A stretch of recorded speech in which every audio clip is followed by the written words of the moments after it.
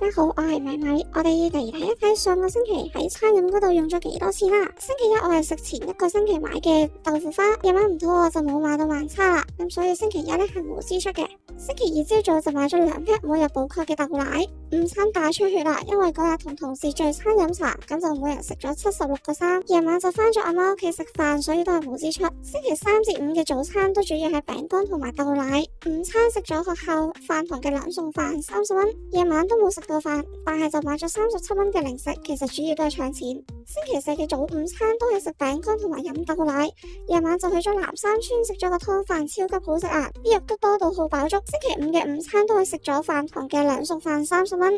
星期六同日其實都係另一半嘅支出嚟嘅，不過星期日我哋就食咗個壽司，個沙律真係世界級抵食同埋好食啊，加埋都只係75蚊㗎咋。乍眼睇好似支出咗好多，幾乎一半時間都係 over 咗每日嘅50蚊嘅 budget。但係經過呢個禮拜，我就發覺唔可以限每一日使幾多錢。喺香港生存嘅話，50蚊一日嘅餐飲費，除咗自助之外，基本上其實都冇乜可能做到嘅。所以我都只係選擇買定少少嘅即食麵，同埋耐唔耐去食兩餸飯，飽肚夠營養就得啦。